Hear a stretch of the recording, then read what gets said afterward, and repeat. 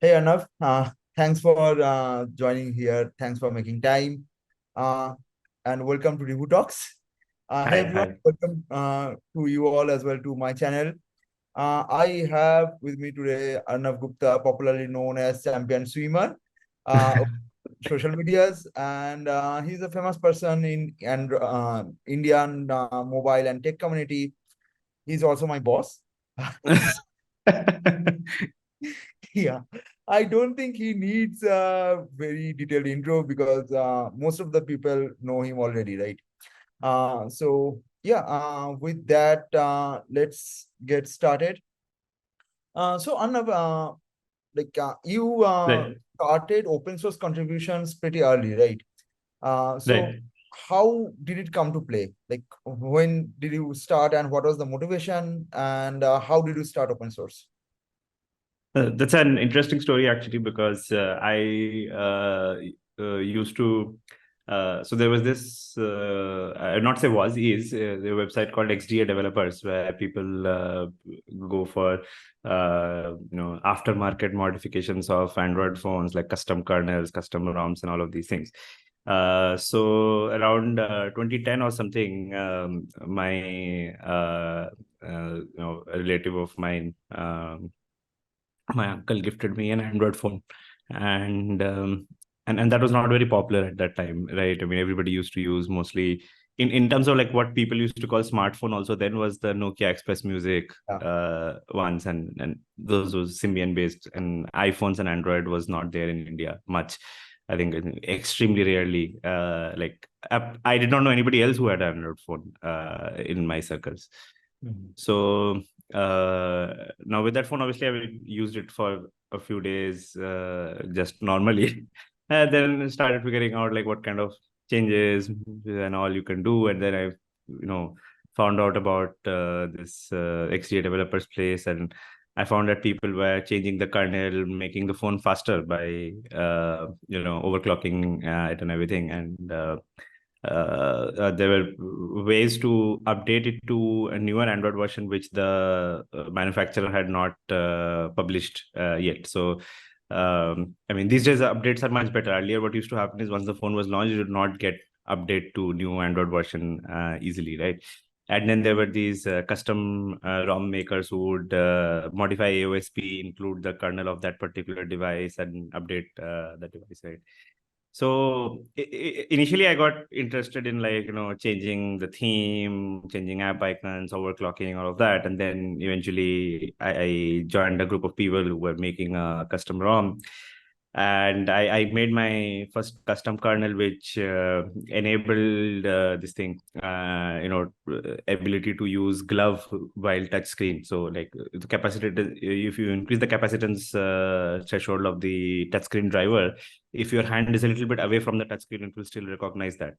That's basically what glove mode is. In many phones, in winter areas, they sell there's a glove mode setting. You can go to settings and touch and enable glove mode.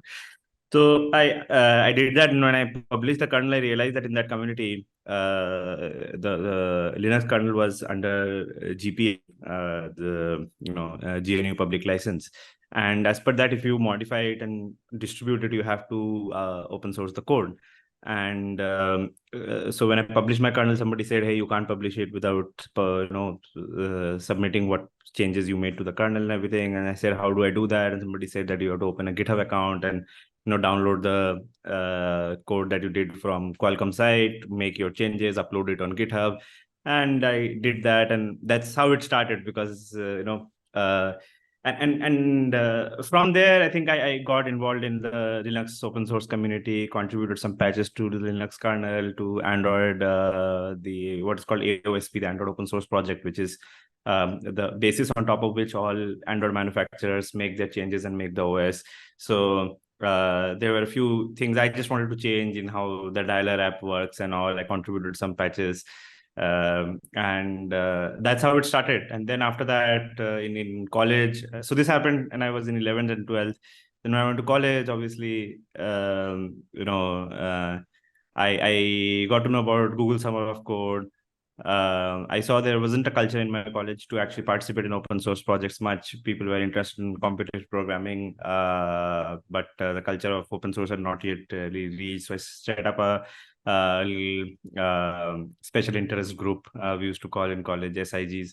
So I set up an open source SIG, made it open for any other college students also to come. There used to be some SIGs just for only our college.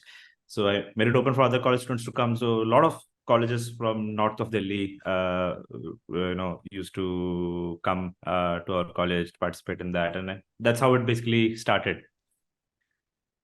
Great. And how did CodingBlocks started? CodingBlocks. So CodingBlocks was, so there was my friend Prateek, and Prateek used to love participating in these, competitive programming contests, like, ICPC and then the regional stuff. And he used to teach all of that also to juniors in college from second, third year itself. Right.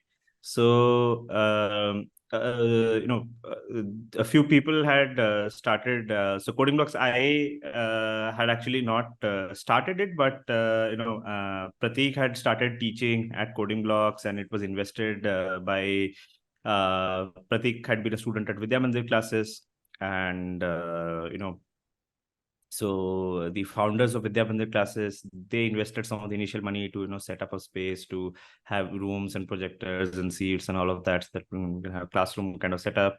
And there were these two people, Ankush and Anushra, I think, yeah.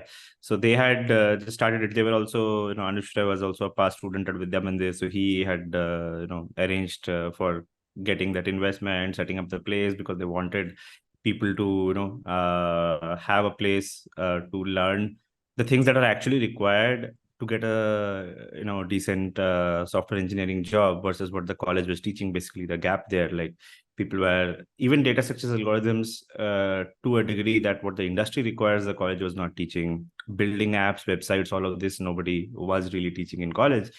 Even though there actually used to be course called web development and mobile development, like officially the code names of those courses were there in our college, nothing of that sort was actually really being taught. And it was a fairly good college, like it's a tier 1 college, as people say, right? And still any of these things were not being taught. And there were a lot of other colleges in around that area, IP University and Delhi University colleges, where again the same thing, the coursework, the degree, all of that included those topics, but nobody is actually teaching those things. So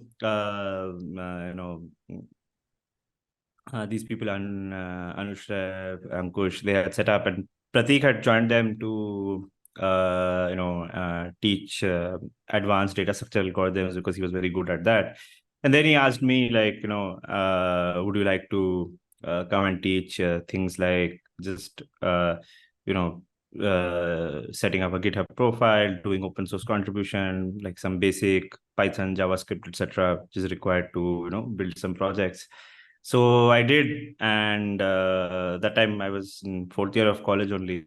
So I started taking some classes, and then Ankush and Anushra, who had actually just set it up, they left because so they were not in college. They had some other business ventures that they were interested in. They both of them started their own companies and all. So within a few months they left, within 6 months or so. So then the investors, they asked Prateek and me, like, do you want to actually continue this? And at that time I had some job offers at the end of fourth year to join Zomato, Facebook, a few companies. It just felt to me like, if I have been able to get these job offers by giving interviews when I was in college, I think like 1 year later also, if I try, I will get these job offers again. It's not going to go away anywhere. But at CodingBlocks, like the summer of 2016, people had already taken admissions. They really wanted to actually come and study, and they were really looking forward to starting their summer batch of multiple batches. People had taken admission. There's data structures and algorithms in C++. There was a course for data structure algorithms in Java. There was a course on web development, there was a course on mobile development. All 4 courses, there were some 100 students each had taken admission. So the option was like either refund all of those people, shut it down, because initially the people who had started 6 months back, they had just left, or actually like figure out a way to pull it off. And so me and Pratik, we looked for some of our juniors who could be teaching assistants, and we took up all 4 batches. We said that, okay, let's do this. And it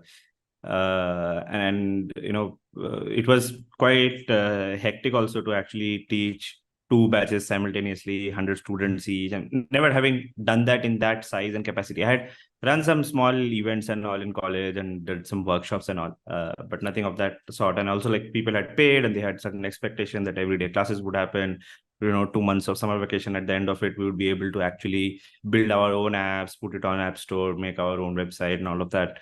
But we just figured that let's go ahead with it. Also, our joining dates and all for the companies we had, like Pratik had a job for, I think, SanDisk or Samsung somewhere, and like I said, I was supposed to join Facebook or Zomato. There were some offers around those.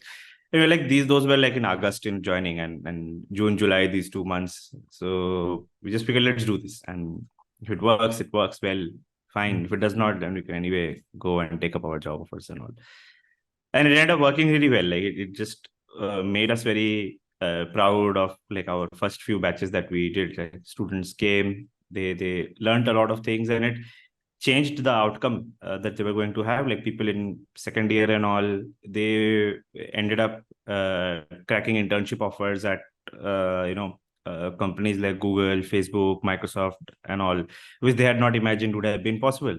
And people who were in third year after the program, they were ending up with job offers in companies, like not just the FANG companies, but also like some of the big startups in India, like Flipkart, Zomato, Swiggy, Razorpay, these kind of companies.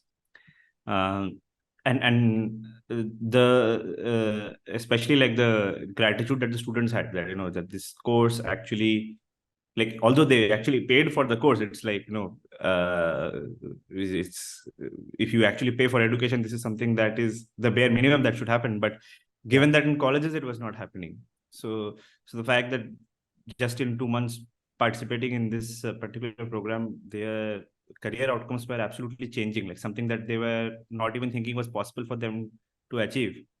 They were doing way above that, and it sort of become the baseline that somebody coming to CodingBlocks, doing the course, then definitely some great internship or job with industry leading package is going to be the baseline almost. That's what people started thinking in that terms. So we just continued that. We forgot about whatever jobs and all placements we had and then were going to do. So just after college, we kept continuing doing this thing only. And then we opened 2 more centers in Delhi. There was a center in Dehradun also that got opened. That was a franchisee, a friend of ours. They set up a center in Dehradun. And then after doing it for about 2 years, we had started building a lot of online tools to help the classroom itself, like assignments, so that we can give assignments to people after the class as well, and people can have a leaderboard where they can see, and stuff like basic. We built our own system where people would register when they join our course, register and pay their fees automatically online, and have schedule of their classes and everything, get reminders, all of that stuff. So we're building this system, right? And the system, like now in hindsight, I think we used to justify thinking that without this system nobody can study. But in hindsight, I think we're building it just because we also wanted to build something. Right. I mean, attendance and all of these things could have been done offline as well. It's like not like the business would have not run without those things. But like, okay, fine, we should have an attendance system. We should have a registration system and all of these things. So, and then when we started building it, we found out that it's what seems like we just have to make a system where people can register. It seems simple when you're saying it, but when you actually build it, we have to look at all of those things. Then we install these handy cams on the roof of every class, so the classes would get recorded, and then we would upload that, so that if you miss the class, you can actually watch the recording of that class as well. that had its challenges, like uploading video and everything, making it available. First we did it on And web, and that then people was said, back in that year, right? Back in those yeah, days. this was in 2016 we were doing. Yeah, yeah. Yeah. So uh, then people started saying that, okay, we need a mobile app as well, because recordings if you're watching and all of these things, and right. So after about 2 years or so, we started thinking that, hey, we have a lot of setup we have created which can actually allow us to do the class itself online if I want to. Right.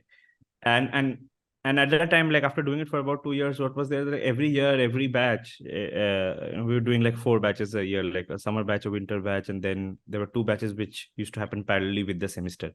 The batches that used to happen parallelly with the semester, those things were only possible for people who used to study in colleges really nearby, like within 10-kilometer radius or so. They would come after class at 5 p.m., 6 p.m. and start do the class and all of that, right?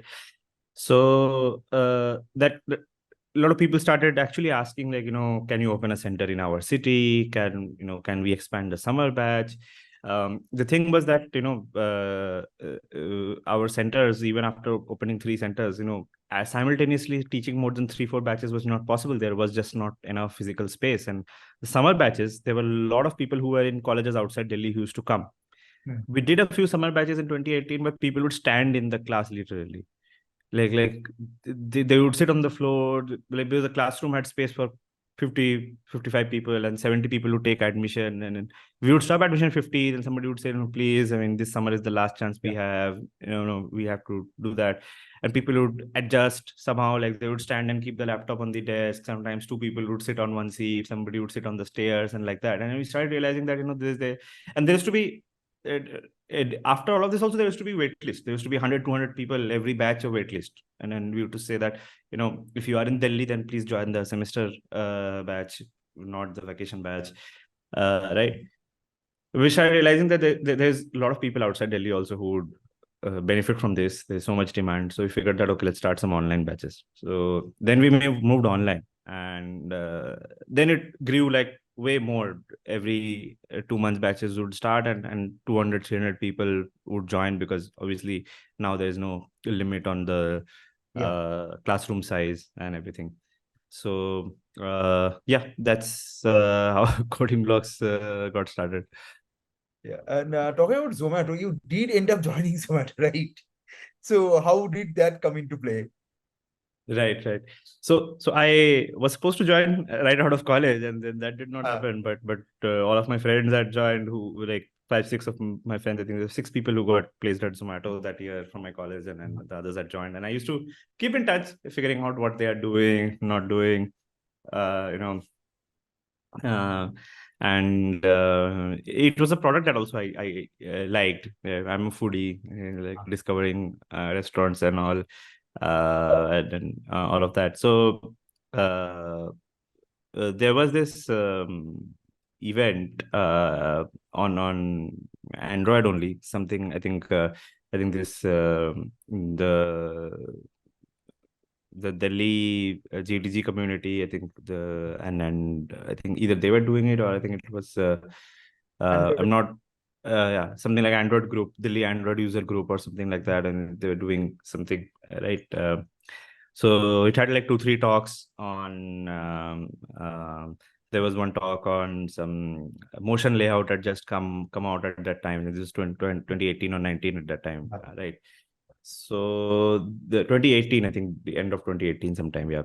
So this event, I was supposed to actually give a talk at DroidCon Berlin about comparing. I had made the same app in Kotlin and native React Native, and in this Flutter, all three of them.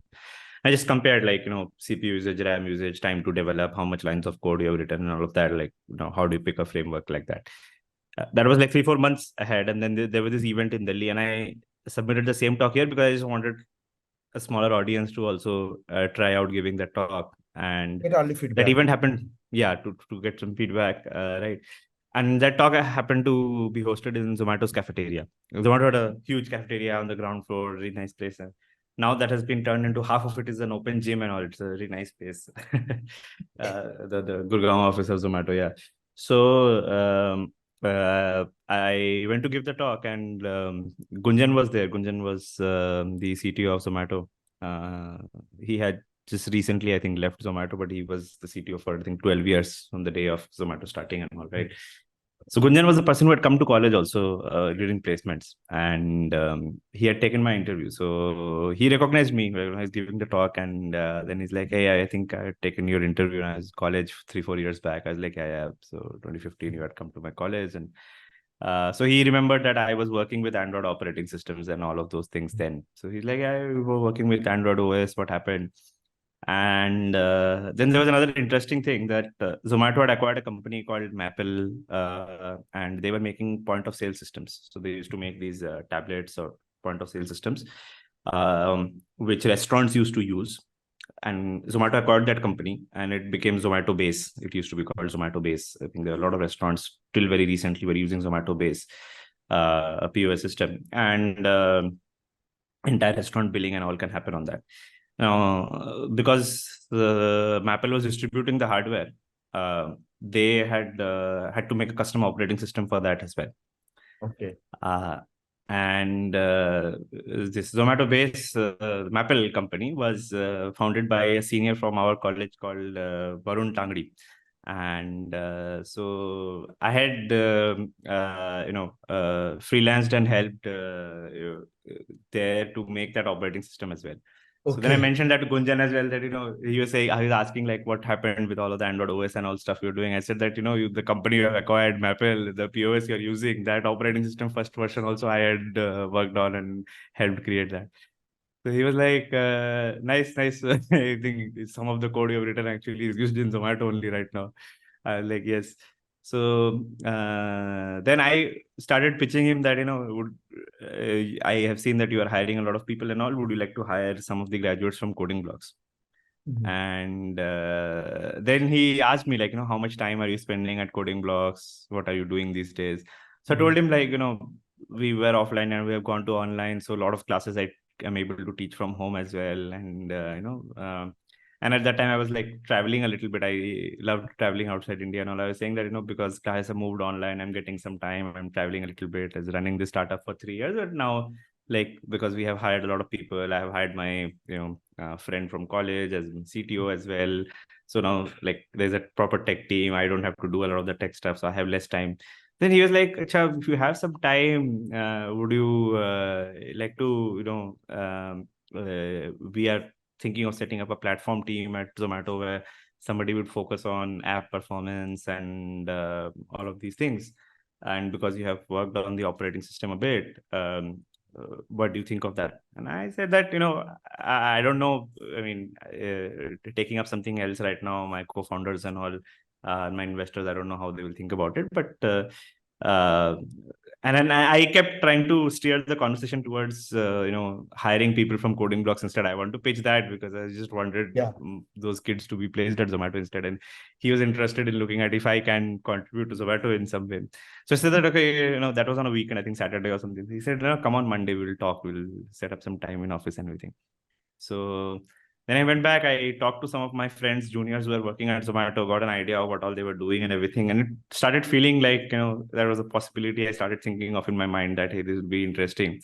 Next day I went and then I had a long conversation with Gunjan, and Dipinder was also there, Dipinder Goel, and he was like the kind of person who's be like कि अबे यार कल से आजा, मतलब तू class पढ़ा ले, उधर 3 दिन इधर कर ले, तू एक घर रेंट कर ले इधर ऑफिस के पीछे, तेरे को वहीं से तू क्लास करा लेना. And he's like the kind of person who like is like how to get things done, right? And he figured that Gunjan wanted me to join. So he was like, let's do one thing. You come for 3 days here. You for 2 days, you take your classes and everything. How long will it take to wrap up your current batches? After that, you ask train up other people to take classes. You don't need to leave the company and all. So he gave me lots of options and everything.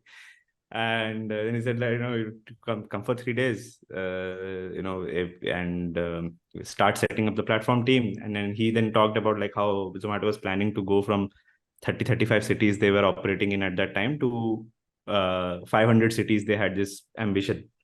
We actually did, like, I think By Yeah. 2020, Zomato had opened up in 500 cities. It has reduced now because some cities just not possible to run profitably the brand. So it's like we will move to all of these cities. They will be using low-end phones with 3G connections, not even 4G and all of that. So we need to be able to optimize our app to work for everybody in India in that sense.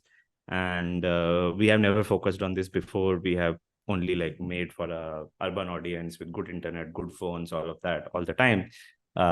So I need a team which will focus on this. And then he was like, he's like, see, everything is possible. You just this is. You tell me, like, is this something that you will love? And I said, see. I mean, off the bat, I have last 3 years I have actually not worked on mobile. I was doing some open source stuff and all, but last 3 years I was running a company. I think most of the tech I have written at CodingBlocks was also mostly websites and backends and authentication servers, those kind of things. I like production grade Android, which millions of people using. I have like last 2-3 years I haven't also touched, and I don't know whether I'm good at it. And but those people were very convincing. They're like, you just start coming. I'll get you a laptop from tomorrow and everything. Then Gunjan then asked me that, see, we have never done contracting offers before. So let me do one thing. Let me get you on payroll itself. Your job contract and all will be same as what people are coming 5 days and all for. You don't need to come 5 days. You can just come 3 days and everything. But we'll put you on payroll only. We'll set up a salary account, everything. So, okay, what kind of salary are you expecting? I said, I have no idea. I've never taken a salary in my life yet. Right out of college, I started running my own company. So I said some number, I think 25, 26 lakhs or something. And Gunjan gave it some thought. He said, okay, fine, I'll do 30. Okay. Like, okay. And he said, and DP said some, lots of stock options and everything. He said, so I was like, okay, fine. Salary wise, whatever I am expecting, and then CodingBlocks will also be continuing. So I was like, this is fine. Whatever they're offering, like whatever I'd expected, they had just, made it much better anyway. And the task in hand was something that I definitely was interested in. Like, and Zomato was the most downloaded app at that time out of India. I think Zomato, Hotstar, and Flipkart, these three were the three biggest apps made out of India at that time, right? Hotstar still, I think, for IPL and everything, people were, probably spending more time on that app. But Zomato, because it was one of the, like, Make My Trip, Zomato, these were some of the oldest apps made out of India. They had Zomato's app existed before, I think, Flipkart's app as well. I think the iOS app was launched in 2010 or something. It's right. So there was also legacy code in that sense, because it's a 10-year-old code base, right? And because of the restaurant listing time, so there were a lot of users who were also on the app for 7-8 years. Like so it felt very interesting to come up, look at that project and see how we can optimize for the modern age of Zomato in that sense, where a lot of people are doing ordering. There are smaller towns where it is going to be ordering only, and the whole plan was like the restaurant, the Zomato app home screen would look very different where you open it. In different cities, it would look very different, right? Because not all facilities are available everywhere. There is ordering, there is dining out, there is restaurant reviews. So some features are available in some cities, some features not available in some city, making that whole dynamic thing. And there was no web views in Zomato at that time. It's pure native app. A lot of it was in Java. So they had started migrating to Kotlin. I think 5%, 10% of the app was in Kotlin at that time. It was anyway early days of Kotlin, 2018, 19 time, right? And to land like in the middle of a team like that, and build a platform team, that just sounded interesting. So I started. I said, okay. So I told my co-founders, I told my investors that this has just come up, and initially they were also a bit concerned, like, how do you do this with CodingBlocks? I was like, see, I'm doing it 3 days a week. Obviously some time here will reduce. We planned on hiring somebody as a CEO as well at CodingBlocks. We had so Sankalp had joined, great guy. He's like I am grad and all that. That was also challenging to actually hire somebody way more experienced than we were. Right. I mean, when I was taking the interviews, thinking of CEO hiring, I did not even know what I will ask that person. Like that person had like 10 years of experience, 10, 12 years of experience, I think. And I had just like running my own company for 2 years is the only experience I had. And we were not very strong. Me and Pratik, neither of us were actually very strong in marketing and sales side of things. So we thought that if we hire a CEO who would be actually strong in those side of things, um, and then we can focus more on just like the academic part and the tech part of it. Varun, my batchmate from college, he had joined Practo, and he was a lead there after a few years. So I had gotten him on board as well. Said that we were looking for a CTO and all. So we got few people in the team to lead and all, and I was able to like take out a lot of time. I joined Zomato, so that's how Zomato happened. Then like 8, 9 months after joining Zomato, I think 6 months or so of joining Zomato, I eventually uh, moved to actually working full time, 5 days a week as well. And then the person who was leading the Android team left at Zomato, and then DP asked like, would you like to take up the entire responsibility of the mobile team? So the last 5 months I was at Zomato, I was actually leading the entire mobile team as well. And so Zomato, I think I was there for about just over 1 year, but it was like a tremendous period of growth, like 6 months running the platform team, like building that whole team out, and then with the platform team, in a way, like I reported to Gunjan. Every week I used to have a meeting with DP itself, like reporting on what we are doing on platform, how is it impacting, and I started figuring out, like, when you think of a big business in that sense, if you do things like changing the size of the app, or reducing the size of the app, making builds faster, or let's say automate some part of testing, the first question that someone like DP asks is like, if you want to do this thing, how does it impact the business, right? And then I started realizing that even if as an engineer you feel like this is really not good engineering that's happening here and we should improve it, even that should have some positive impact on somebody. Maybe it makes the life of other developers easy, it makes their job faster so that they can do more tasks, makes all your developers more productive either, or it makes the job of the QA easier to test things. Maybe they have some flags and all in debug build so that they can turn things off on easily, or it makes job of PMs easy, that builds are more easily available, they can download automatically on their phone, or whatever, right? Or it makes customers' life easy, like app is being smaller, so they will uninstall it less because it's not taking up more space on their phone. We improved the home screen response by reducing the payload size and all of that. We wrote this blog post which became very popular on Zomato's blog about how we optimize the home screen response and all. Again, a lot of the times as an engineer, sometimes people come up and say that, okay, this home screen response is not efficient and I want to make it efficient. But you don't pitch it from a business perspective. You don't say that, hey, our users are probably bouncing off the app, and if the home screen response is faster, they will bounce off less from the app and they will order more. That's why I want to do it, not because as an engineer I feel good about it, right?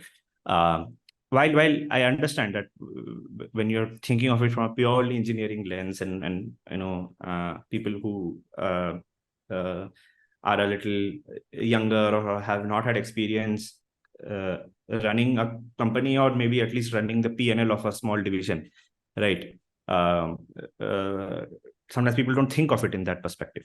But the fact is that looking at it top down, like the CEO of the company or the CTO, or at least at a VP level also, you are accountable for business outcomes. You have budget in terms of money, but also in terms of developer hours that you are spending. You have a team of 10 people, 20 people, whatever, and if they are going to be deployed working on a certain thing, that is cost to the company, right?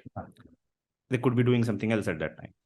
And at the end of the day, as a business, when you invest in certain things, like let's say reducing the homepage response size is something you're investing in, what is the return on that investment at the end of the day? If the return is zero, you are not going to do that investment. It's as simple as that. And then, however better engineering would have become, however nicer an engineer would feel about working with better code base, better tools, and all of that thing. There is no point of wishing for that unless you show some benefit. And the benefit, like I said, it could be that the engineer's time is getting saved. That is also a benefit, but you have to show it in terms of that benefit, that my engineers can now build faster. If they build faster, then they can iterate on changes faster. They can pair with the product manager together, and in 1 second you can build and see the change in the button, so you can quickly iterate, and your features will ship faster. Unless you look at it in that perspective and you say, I'm doing builds faster just because my developers will sleep better at night, that's not a good answer. They're going to feel proud that my app builds faster. Okay, feels proud, but how does that help in business? Or maybe even saying that, okay, working on some engineering challenges helps you write some tech blogs, which helps you hire people better. Even that is an engineer, business outcome of it, but it has to tie into some sort of a outcome that improves something in the company. It improves hiring, it improves actually people using the product, it improves the team speed, whatever. So I think I learned a lot of that as well, because every week what we are doing on the mobile platform team, why we are doing that, because the platform team used to work not in a very deadline oriented way, because you're not shipping features and everything. So while there's no pressure of deadline, but then I would have to talk to DP and explain to him, like, why are we picking up some of these projects, right? So for example, like I once said that we are updating all of our libraries, updating SDKs, and he's like, why are we doing that? I'm like, if you don't do it by November, then Google won't allow us to publish app further. And he's like, okay, now that makes sense. Like, if you just say we are updating for the sake of updating, I don't see the point of doing that. You will have to do a lot of tests after doing the updating. I'm like, no, but 4 or 5 months later, Google is going to update the target SDK version. If we don't update, then we won't be able to push it. And it took a lot of time to update some of the things. For example, React Native, we had to update because we were using chat with React Native, and that was on an older version. But the problem was that needed to set target version low to be able to build. And I think this was target version 23 to 24 we were updating at that time. And I think 2019 November, we had to go to target SDK version 24. If we are at 23, you would not be able to publish the app. But React Native did not have a stable release with target SDK 24 at that time. So we even got to the point where we're deciding that, can we drop React Native and write that entire chat app in native, or do we wait for React Native core team to come up with the Hermes update and all of that? So we started doing both the things in parallel. We did update React Native also, while we also started working in replacing it as a last moment measure if required. Eventually React Native got dropped. The app now has a native chat. So yeah, it was fun juggling all of those things. And then eventually, like, running the entire team also was because you are at the end of the day responsible for releases that go out, and one of the best parts at Zomato also was that not every aspect of what we were doing had product managers necessarily in it. So engineering leaders used to have ownership of a lot of things, like and things like app install rate, uninstall rate, why they are going up or down, analyzing that, taking ownership of that. Sign up rates are going down, so maybe, okay, let's try by reducing the friction in registration page and all of those things. Some of these things in a many typical company, it's just a product manager who owns these metrics, and the product manager who decides what to do on that. At Zomato, the number of product managers to engineers ratio was also fairly low back then. I think now it has increased a little bit, but it was low. And anybody who wants to take ownership can just step up and take product calls if they want to. And as long as you have a good conviction on that product call, and you can explain why you are taking that product call to DP was open to anyone taking those product calls, doing those changes. So yeah, that was how Zomato was. And I think it was one of my shortest stints in my career, but also in terms of impact was probably the largest stint in my career in that sense. Yeah. It was very interesting to hear about the things you did in platform and overall Android in Zomato. Now, you not only did Android, but not at Zomato, but yeah, personally, you did a lot of things, including lot of technologies. You taught Spring at Scalar. So yeah, Yeah. like, what's your opinion about learning multiple technologies? That's a good point. I think my overall opinion in a long term frame, like for somebody who is gonna make a career in engineering for 10 years, 20 years, I would say there's just no two ways about it. You have to learn multiple technologies. Whether it is because you have to use it at different places in different spans of your career or different products you need to build.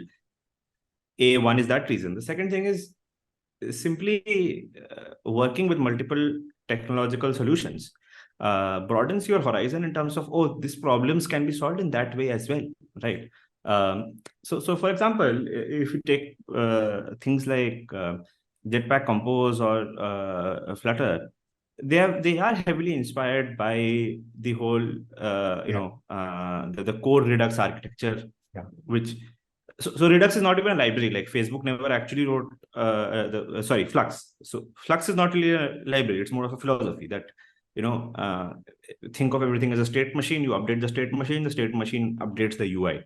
So unidirectional flow, and you never update the UI directly. You update the state, and you write functions which decide which state leads to which UI. Right. Yeah. The core actions dispatcher model that you have, like there are some actions can dispatch state. When state is dispatched, you have observers which update the UI, and then the flow of information will never go backwards. It will always be the forwards way, right? And I think 2014 or so, like Facebook published the Flux architecture, the early days of React, and then people built libraries, Redux, Mobix, and all of that. People built those libraries to implement that actually, right? And Facebook was using this more like a philosophy internally.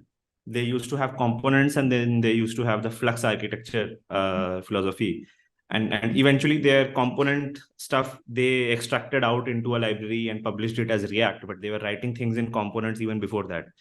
And they were internally using Flux as a guiding principle for all state management code they used to write, which eventually got extracted out, and some external people and some Facebook people together wrote Redux, and which is now part of core React team also works on it, right? um, and the same thing is like people who have worked on, let's say, mobile apps, like iOS UI kit apps or Android XMLs and views and all, uh, would not have thought of UI in that way. Yeah. Unless they would have been exposed to that, right? So you see that once and you see that, oh, okay, this is also another way of thinking of UI. We don't have to always like make controllers which interact view and data together. We can, just make view as a outcome of a function of the state, right? So that is also one of the reasons I feel people should touch multiple technologies. Even if you're not actually using it in production, you're not deploying an app with that technology, you should learn it. You should get exposed to multiple technologies so that you know that, okay, this other way of doing this stuff also exists, and maybe I can redesign some of the stuff I am doing in that way, because now I know this other way of doing it. And the thing is, like for example, when people work on data structures algorithms as well, like, why is it important to get exposed to a lot of questions? And sometimes when after fighting with it for a long time, you're not able to, you can actually look at the solutions and see how other people are solving it. Sometimes it unlocks mentally a different mental model and thinking of the problem in a very different way, right? Something you are thinking that this data is a sequential data and it's going to be in an array, and suddenly you see a solution where the data is actually stored in a hash map, and it suddenly makes more sense. Oh, I can fetch things quickly. So sometimes that mental model unlocking requires you to just look at the whole problem space with a very different type of solution that somebody has thought ground up. Sometimes you can't do that while you are deep inside your own way of working, right? When you look at, oh, this, I mean, that's also UI. That's also, I mean, web is also UI. The components, they need to interact. There's going to be state, right? So then, okay, if those people can do UI that way, maybe I can do UI that way as well. And then you come up with better solutions. Sometimes you also get exposed to developer tools, which maybe your tech stack does not have, and some other tech stack has, like hot reload or stuff like that. Right. And then you feel like, hey, I mean, why does my tech stack not have hot reload? And then you at least start wanting it. Okay. Yeah. And when enough people want it, then somebody steps up and says that, okay, I will design hot reload. Like, I mean, for example, in Android itself, the way code is updated in the app has evolved over time a lot. Like Yeah. long time back in 2016, 17, the only way to do it was to rebuild and push an APK. Then Yeah. slices came up and you could update slice by slice. Then updating single activity code started coming up where you could restart the activity. Then actual hot reload also came up where UI code can just be pushed, just the update of the UI code. And if your logic has not changed, if your intents and all have not changed, you can just update the UI, like Yeah. actual hot reload kind of thing. And it happens slowly over time. But the thing is that unless you have been exposed to, let's say, some of these people working with functional languages on backend like Haskell, Clojure, and all, where these kind of hot reloads is actually very easy to do because the entire way the program is written is in a state machine. So in the middle somewhere you can just update the piece of code, and then front end frameworks like React, Angular, Vue also had hot reload, right? So unless you've seen that, you never want hot reload in your setup because you have not even seen what hot reload means, right? Now today people ask for it. Like if you introduce a new tech stack, if you come up with a new framework of writing things, people will first ask, like, does your framework have hot reload? Because that's a baseline expectation people have. Now that expectation is there because people have worked with something like Flutter or React Native, and they see that, oh, hot reload is actually something that other frameworks have. So why not you also make it part of your framework? So for all of these reasons, I mean, definitely, you should do multiple tech stacks. I will probably counter that with one final argument is when you're early at your career and you're starting off, you should not spread yourself too thin and Yeah. be someone who can do hello world in 15 different ways, but cannot do deeper things in any particular tech stack. Like, I mean, the ability to be able to, making a to-do list app in 15 tech stacks, but not being able to write production grade code in any one of them, then you become a bit unhireable. Then people think that you are kind of a know-it-all, but you can't do it all anywhere, right? So when you're starting off in your career, you will obviously have to explore a lot of things, pick out something that you really like, and then go deep in it for a few years, so that you deliver stuff, you ship stuff, can say that I have done production grade stuff. I have done deep level of debugging in a lot of complex code base in this particular tech stack.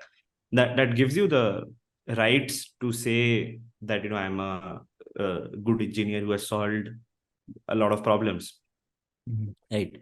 So when you're starting off, obviously you should go deep one by one. You should not try to simultaneously do all of the things. But over a long period of time in your career, you will have to pick up multiple tech stacks. Yes. Yeah, completely agreed. Now,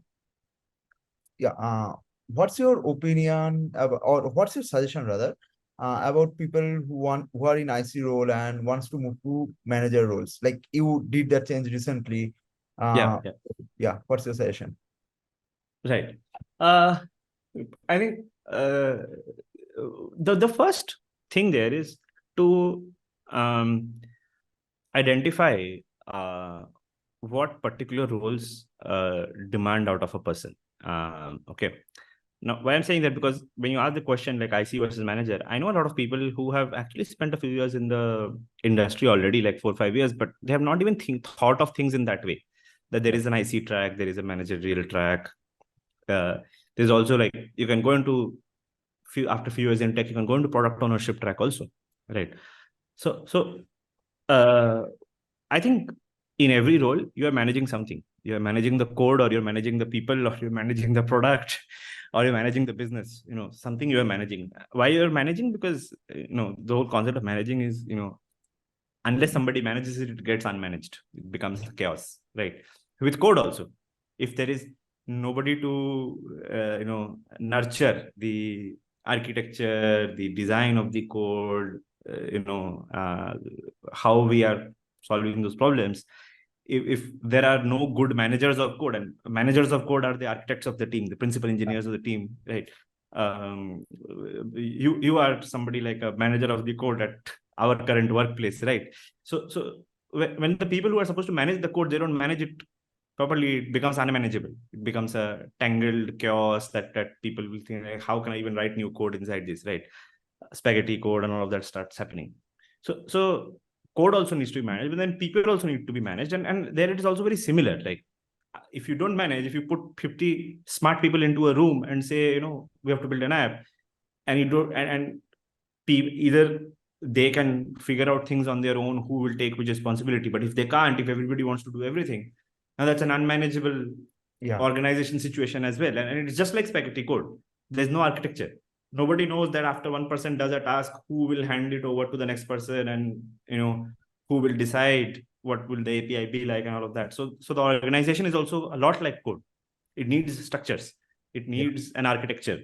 Right. It needs data flow diagrams. Exactly. Like from where to where information will flow. Who has the authority to ask somebody else to do something. Right. And then similarly, eventually the product also, the business also needs similar things, like where is the money flowing in from, what are your revenue streams, what are the places you are spending money on, right? And if you're always spending more than what you're earning, eventually the business does not make sense, right? Or when your users come into the product, what do they first see, how do they go to the next step? So managing the product, right? So all of these things need managing, right? Because all of these things are typical, like in any physical entity, the entropy grows unless you have artificial pressure that keeps the entropy low. Because without that pressure, the entropy will always increase. It will become a chaos. Code will become chaos. People will become chaos. Product will become chaos. Right. So the fundamentally, like, understanding that as you grow more and more senior, right, as your responsibilities increase, what is it that is expected out of you in all of these three things, right? Somebody who is if we call it, this person is a very senior engineer in the team, right?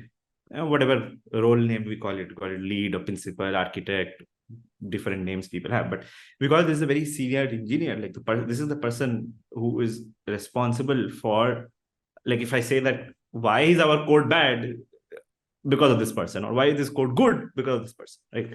So then what are the things that you are in that's an IC engineering track, when you grow up that ladder, what are the things, how the expectations increase, right? Similarly with when we say that, okay, in this org, people have great communication and expectations are aligned very well, who is responsible? Like the people managers, right? And sometimes it's not great. Nobody knows what to do. Nobody knows how to onboard new people. Why is it bad? Again, because people managers. So then in people management also, as you grow up in engineering manager, director, VP, what are the expectations, right? What you do. With product also, right? When you are product manager of a single feature, or you're product managing an entire business vertical, or you're product managing the entire product, what are the expectations, right? Understanding these ladders itself and the fact that they are different is the first step. Right. What really happens is that many times people think that whoever is able to sort of influence what I am going to work on tomorrow, right? Sometimes it's your engineering manager, sometimes it's your product manager who can influence what you're going to be working on tomorrow, right? So let's say, for example, at our current workplace, where you are an engineer in the team, I'm doing some engineering management. Now, if you think that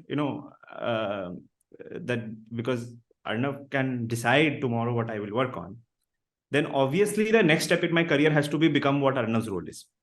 That is what a lot of people think that way. Because you think that, okay, this person is like, it's like almost like this person is a master, I am a slave, and my next step in career growth has to become the master, because this person decides what I do. It's very important to zoom out and look at the bigger picture and not think like this. Because if you're working with a product manager, what happens is that you look at the product manager that, oh, they are the people who are adding tasks on the Jira backlog, and I have to do those tasks. So somehow their role must be superior to my role, and somehow I have to become that, and then I can give tasks to other people, right? So everything must be a hierarchy, and I must be on some ladder step, and there has to be some other ladder step like this. But in reality, it is not like that, right? I mean, first of all, a lot of times you can influence what you will do tomorrow yourself, rather than waiting for somebody else to do it for you. Because if you wait, then somebody else will do it, right? But a lot of times people have enough like responsibilities, authority to actually decide what they are going to do the next day. So it's not like always there is somebody else deciding what you're doing. And if you think in that way, that somebody else is always deciding what I'm doing, then the CEO's job is designed by the user, right? Yeah. So the CEO can only be promoted to user then. Hey, who decides what the CEO will do tomorrow? It's the end user, right? So that's not how that ladder goes. So it's not like you can always keep doing it that way, right? In fact, if you ask most engineering managers that what is something that they would most like their engineers to do, they would probably say that, if they decide what task to pick up themselves, and they figure out what is the next step for them to do, that would be the best thing. That will reduce my job a lot.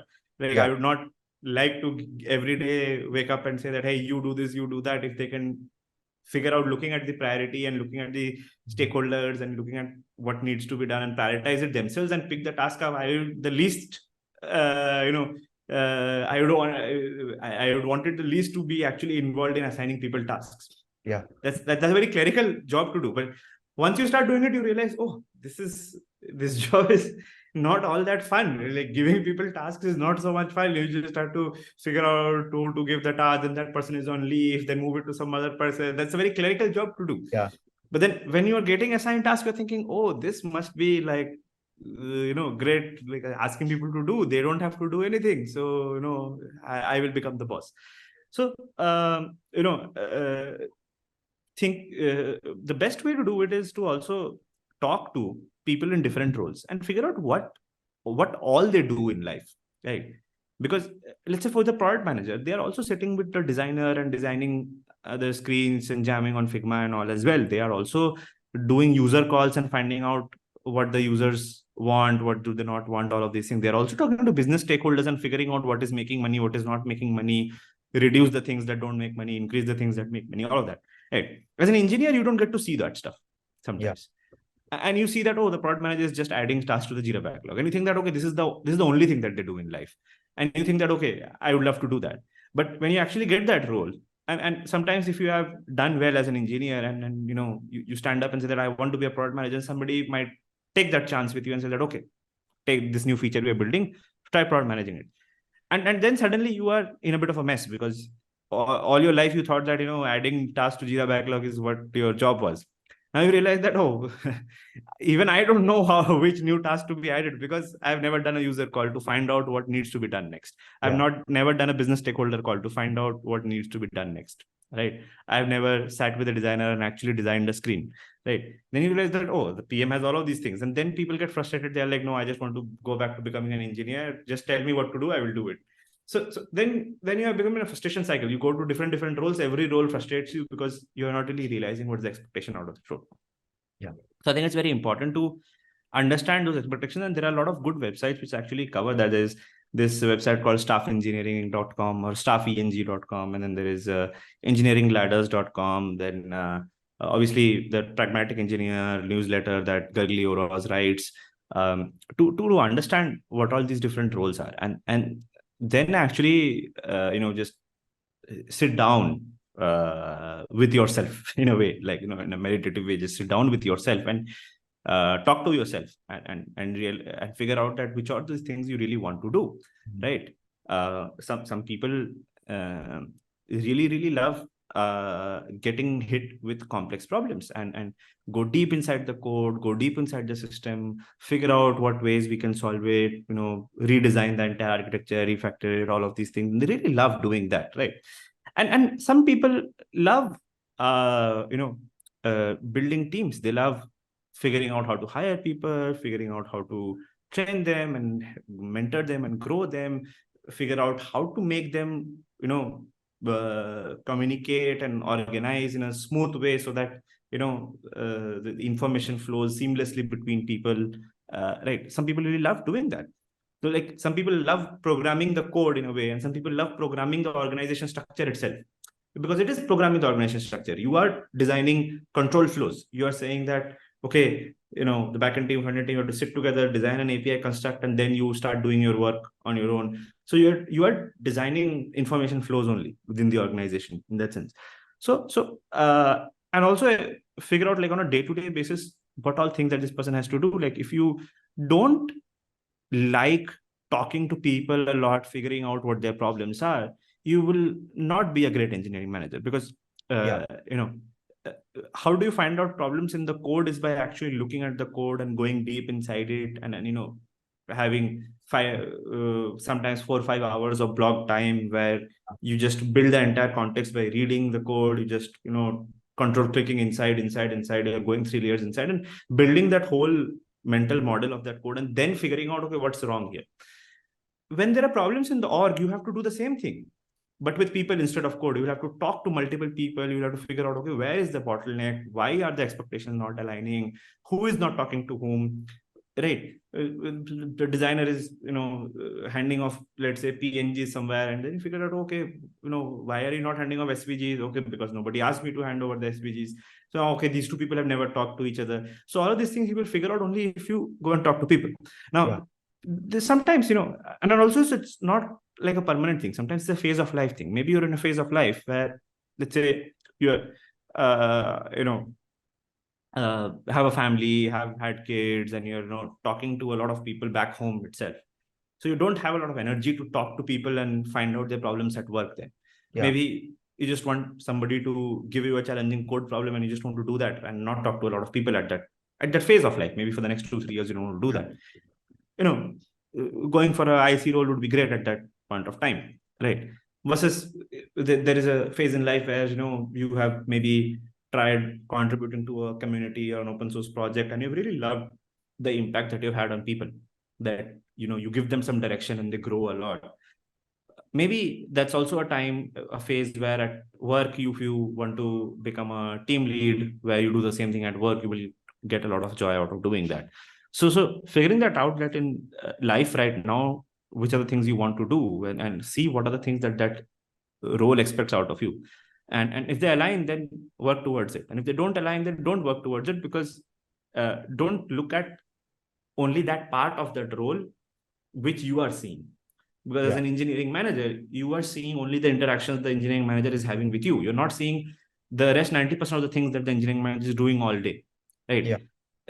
As an engineering manager, a lot of times I have seen, because at Scalar, we used to run this program for senior engineers to figure out their growth in life and all, and I used to lead that program. And then I figured out something, that a lot of times people who were IC roles and they're going through a Scalar program and they wanted to go for EM roles, and they would try to apply for those interviews. And initially, we were not doing anything special for them. They used to apply for those interviews to allow them to apply.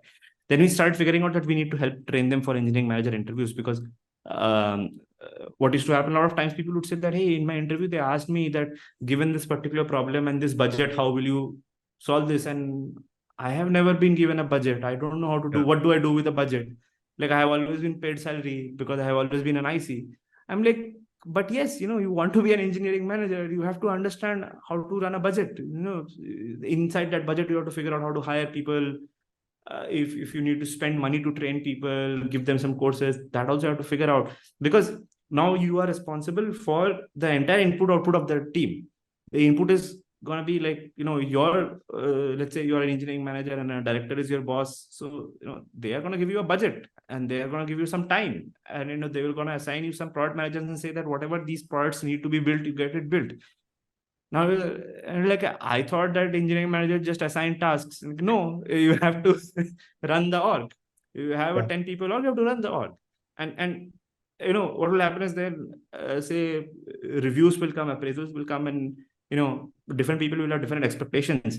But you will have a limited budget to also increase the compensation of your people as well. And you have to figure out how to do that. Let's say today you're spending maybe 5 crore rupees a year on your entire team. And during the appraisal cycle, like, if you want this 5 crore to change to 6 crore, you have to discuss with whoever assigns you that budget.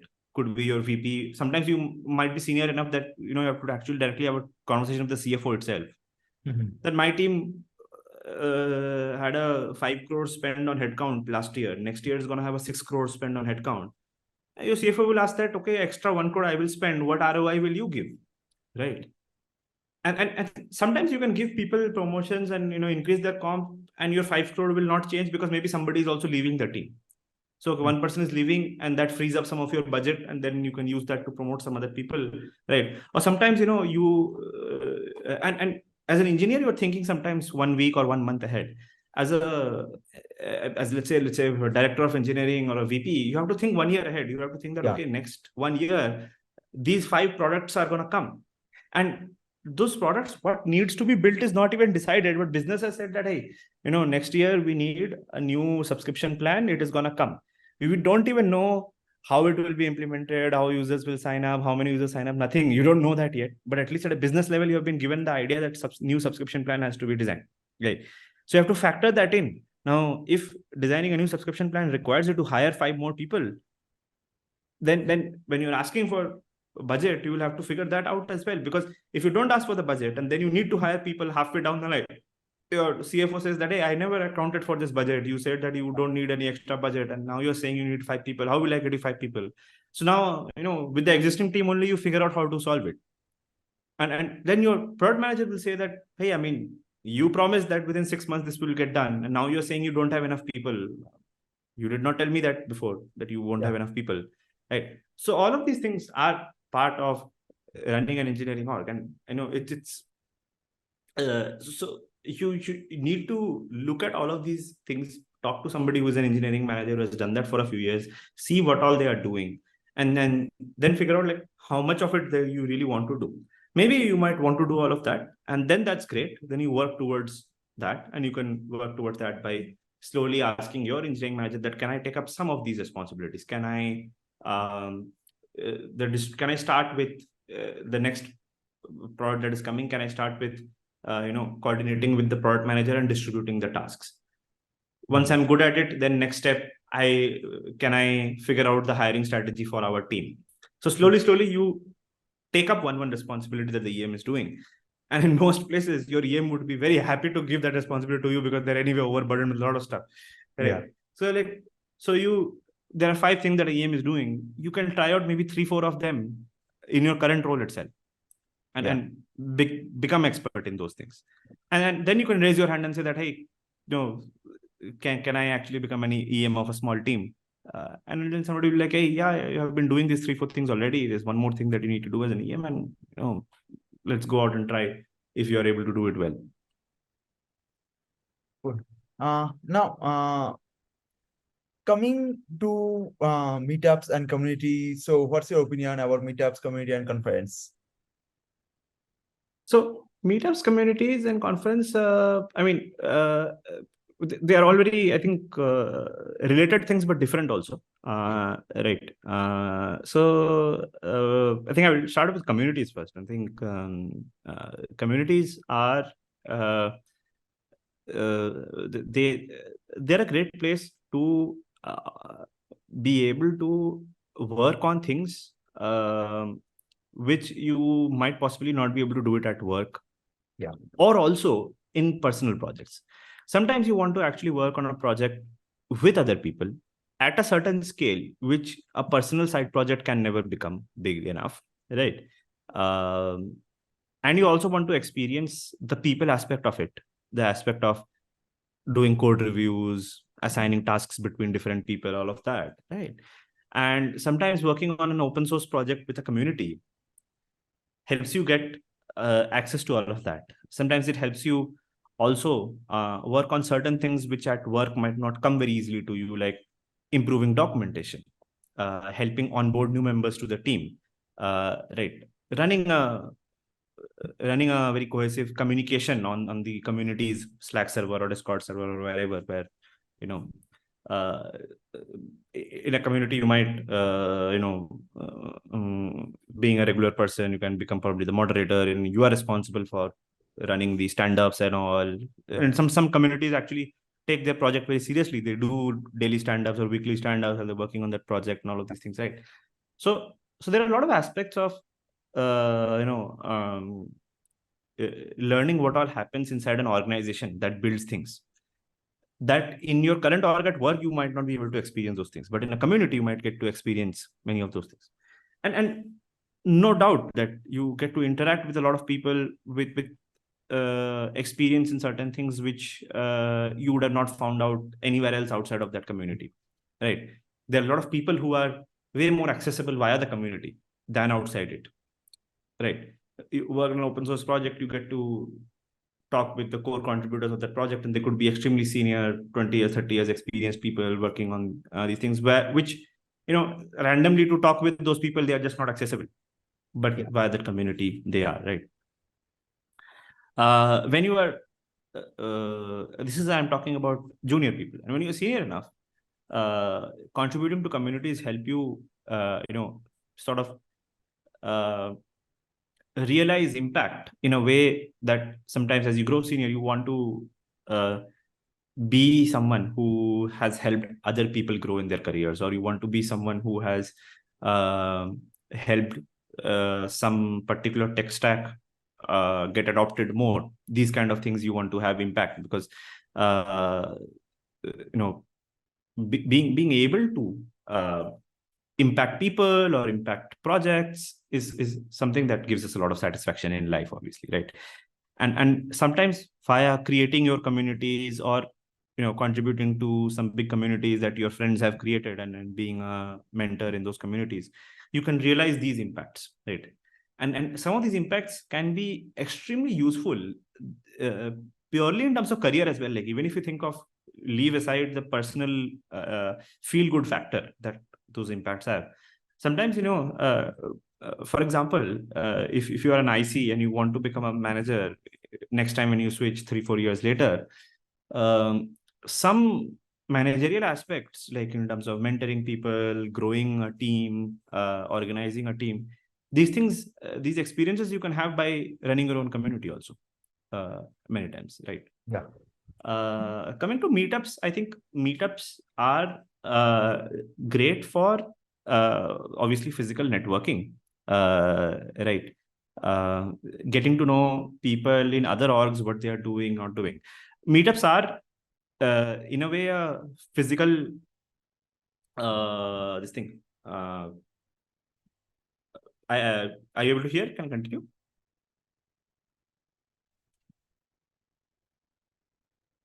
Yeah. I was asking, can I continue? Are you able to hear me? Yeah. I just. Yeah. No. So meetups, I think, are one part of meetups is they are a physical extension of communities, obviously, but they also are places where you can make real world friends, and sometimes you're working remotely, or working in small teams, getting to make real world friends within the same domain. Like, let's say, maybe you can make friends with your neighbors and all, but they might not be in tech. You want to make some friends in tech, maybe not necessarily engineers only, but you want to make friends who work in tech companies. Going to a tech meetup can help you solve it. If you want to make friends I mean, it's very similar. Like, if you go to a gym, you will make friends who are enthusiastic about their fitness, right? Yeah. And making those friends are important because they push you, it gives you a bit of peer learning effect, and check up on each other. When somebody's not coming to gym for a day, somebody gives you a call like, why are you not coming, right? So having real world friends outside of work is very important, and meetups give you that. And if you go for a meetup on a particular topic, automatically you're selecting for friends within that group, right? You go for Android meetups, you will make more friends who work on Android, right?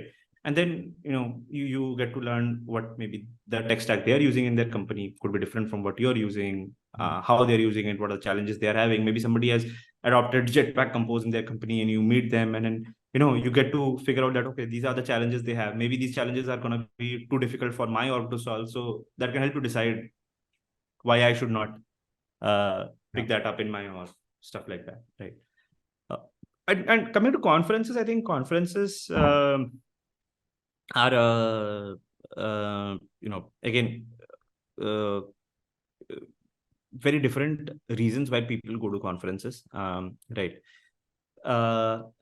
So with conference, I can tell you I have organized a lot and I've spoken in a lot and I've attended many of them. Some are really well known for bringing in really great speakers and giving talks on topics that you have never heard before and completely changes how you look at things. But the conferences which do this, those talks anyway get published to YouTube. Right. So I don't think, I mean, there are conferences which are famous for this, like some of the international DroidCons, like the NYC DroidCon, the SF DroidCon, the Berlin DroidCon. These are famous for bringing in people like, let's say, a Jake Walton or a PY, and then they're presenting something that is game changing, right? But then these talks also go on YouTube. So you don't need to go to this conference particularly to get to hear that talk itself, right? What's more important is the conferences give you a very good interaction ground between companies and people. So especially when you are job hunting, one aspect of going to conferences is there are a lot of conferences where there are especially a lot of companies hiring people, right? So you get to interact with them. Sometimes you can just build the relationship there, and 1 year later it can help you in your career, right? The other thing is again, like at a conference, it's the same thing like a meetup. You get to meet a lot of people of a certain technology group or something. One thing is that if you are not able to very organically interact with a lot of people easily, then maybe going to conference might not help a lot, because versus a meetup, people are not that easily approachable in a conference because so much bigger, right? So if you go to a bunch of places where like offline people are meeting with the speakers and talking to them, and people are interacting with the speaker, but you just stand at an outer circle and standing like this and trying to see what they're talking. I mean, you will feel a bit left out because people will mob the speakers, they will talk to them, and you are somebody who is not able to easily start the conversation. You might feel a bit left out in that sense. Conferences, I typically recommend people that if you can go in a group yourself, if you can go with 2-3 more people whom you know, and so that it's easy for you to become part of the conversations, go to the groups and all of those things, right? On the other hand, if you're able to present at a conference, that's also great. That I think is definitely something one should try doing after having spent a few years in the industry, where they feel like there are things they have done which you can go and talk about to other people, and you feel like it will be great for other people to learn from you. Whether some difficult challenge you have solved at work, some new tech stack that is upcoming and you have adopted it and you want to talk about it. Those kind of things you should definitely do, and start from a conference where you would be feeling confident. Start with small conferences with flash talks. Start from there. It helps, take the, stage fear, the hesitancy also out of you, right? And then also like some people might feel very scared of presenting at a conference for the first time. If that happens, you can do small talks within your office first. Have internal talks, present there, build the confidence, go to a conference. I think going to a conference to present things at whatever level, you can go for flash talks, you can set up a workshop. It's not like you need to have your goal in life that I want to become a keynote speaker. It's not like that, but build something that you feel like I would want to share with other people. Start applying to conferences. That's great. Now, you work with a lot of great companies. So we had this discussion earlier offline. I want to bring it in front of other people. So what should someone focus on when deciding on whether or not to join a company? That's a, I think, very wide question, obviously, to answer, but I will try to cover as many. How you decide on whether or not to join a company, because I'm quite sure a lot of people reach out to you every once in a while for asking you to join their company, right? So how you decide on it? Yeah. So on that, I think it's very important to, again, like I was talking about that role between IC and manager kind of roles, right? You have to be very clear yourself first before you are even at a point where you have multiple offers, deciding between them. That's, I think, very late. Much before that, when you are at a job hunt stage, you should figure out what is it that you want out of the next 2-3 years of your life, right? uh, in what aspects do you want to grow? What kind of ways do you want to challenge yourself, right? Actually, when I take interviews, especially like with so bar raiser rounds and all, I often ask people, like, in the next 2 to 3 years, um, what do you want to do? And in this, what do you want to do, I split that question into an ABC 3 parts. I think I ask them, especially for tech roles, is A, in terms of technical challenges, what kind of technical challenges do you want to be faced with? Okay. Sometimes people have not worked with, terabytes of data, and they want to actually face that challenge of, like, creating a system which can handle millions of events every second, like big data kind of thing. Or somebody who has worked with backend all their life but has never worked on front end, and they want to actually work with designing some UI or something like that, right? So could be the other way around. Somebody has worked with front end all their life, they have never touched back end, and they want to actually do that. Or somebody who has worked on back end but has never worked on how code is deployed, Kubernetes configs are created, all of these things, and they want to actually face that kind of a challenge. So in terms of technical challenges, what do you want to face, right? Second, in terms of domains, what are you interested in? Like, sometimes you might be very passionate about healthcare, maybe because maybe somebody in your family has a chronic illness and you want to actually have some impact in healthcare in some ways, right? Or maybe you are a fitness enthusiast and you want to build some app which, sort of helps with personal health or something like that. You might have to dig a little deeper into your interests outside of work to think what kind of domains I might want to be interested in. It's okay if you don't have any answer for that, but if you think a little bit, maybe you will actually come up with some answers. That maybe I want to work with an entertainment product, maybe I want to work with a video app or something like that, in which case, like, you can come to a place like JioCinema, for example. It'll align very nicely that, okay, I am working on an entertainment product and I really want to know how people get entertained, and you get to see the data and all these things. Similarly, let's say maybe you're interested in something like payments and fintech, and right.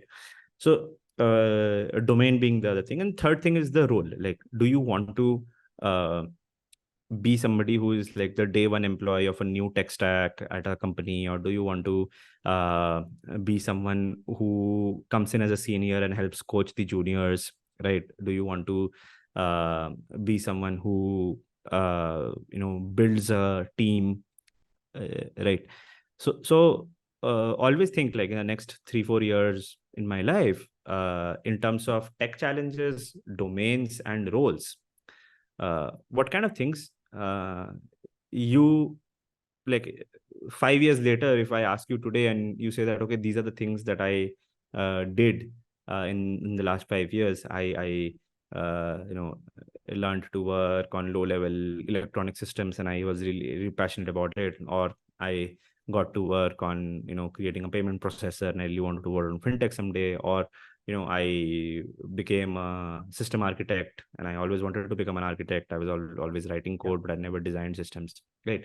So in terms of domain, role, and technology, think that in the next 3-4 years, what are some of them? In each of them, you can think of 2-3 points which you would love to be challenged with and which will help you grow, right? You get a new tech stack to work on which you never worked on. So that's a challenge and you will have to learn. You might have to spend time outside your work to also learn that and deliver. Similarly, with roles, you might be faced with a role that you have never worked in before, and there might be challenges to it which you have not figured out before today. And similarly, with domains, you might face a domain that you have never worked on before. So you will have to learn a lot about that domain. You will have to read up on the internet a lot about domain and do it, right? So come up with answers to these 3 things. And then when you're looking at an org, see how much of it can overlap, right? Because unless you think of these things, you will have to fall back to, okay, who pays more, right? Yeah. Right. Which is also fine. Like, I mean, if you don't have any answers to any of these 3 questions, then fine. You can actually fall back to who pays more, who has great work-life balance, and who has better lunch in the cafeteria, and you can optimize for those things. But I think that those things you should optimize for the second order effect. First order effect, Because these things, the first three that I talked about, these things build you out. They build your identity. They build who you are and what you work on and all, right? But like 10 years in your career, if you say that who you are, that answer is never going to be that I am a Google employee who got great lunch for 2 years in my life. That's not your identity. But identity would be that, hey, I built a payment processor which scaled up to 10 million people at some point of time. Yeah. Right. So first get an answer that how much of these three questions that I answered, how much of that would I be able to achieve in the new place I'm going? If you get a great overlap, then think of the other things. Then definitely think whether the commute is good or not, whether the food is good or not, the money is getting paid well or not, and whether I'll get to interact with other good engineers and all of that. Those factors are definitely there, right? I feel like the second order effects, these are the ones where you should just simply look for red flags. Somebody is hiring you for a senior principal lead engineer kind of role and paying you 20 lakh salary. Okay, that's a red flag. Okay, that's not commensurate with what the industry is paying. Or as a manager, you would be asked to lead a team of 70 people. Again, it's going to be very difficult to manage that. Fine. Okay. Or something like some place has obviously, like maybe in a different city, you don't want to move to, those kind of factors. So use that to just filter out that, okay, fine, I can't move to Hyderabad right now, I'm living in Bangalore. Okay, fine, there is this job which satisfy all these three conditions, but I don't want to move. So that's not possible for me right now, or any of those things, right? So that's more like looking at glass door and blind and finding red flags and seeing that, okay, this is something that right now, this disturbance in life I don't want, right? Yeah. I maybe want to work remotely. I don't want to actually go into office. This is something I don't want in my life. So use that for red flag filters, but don't use those primarily to optimize for your work, because primarily your identity would be built on what tech challenges you solve, which domains you have worked on, and what roles you have had. Got it. Yeah, makes perfect sense. Yeah, thanks Arnav for this call. It actually overflowed like a lot. Yeah. Yeah, but it was very interesting discussion, and I'm quite sure it will help my viewers a lot. And thanks a lot. Sure.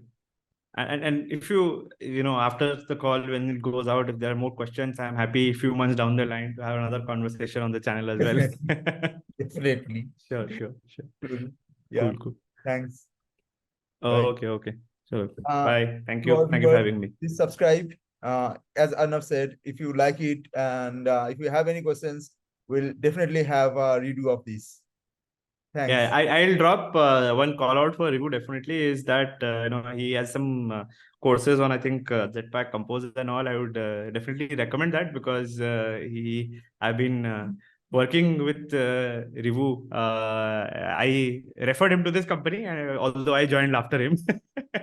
And now we are working on the same team, and he's definitely one of our top engineers on Android, and he's setting up a lot of precedents and how our code is organized, how we are using our this thing. He's writing a few libraries internally which we are using across multiple apps that we have.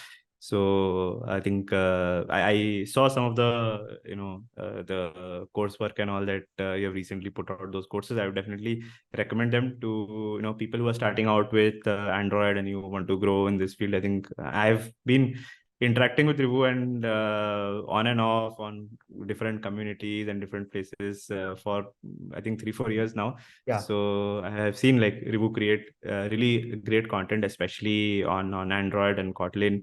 I think Rivu, you were the first Google developer expert on Kotlin in India. First Indian Kotlin GD. Indian Kotlin GD, yeah.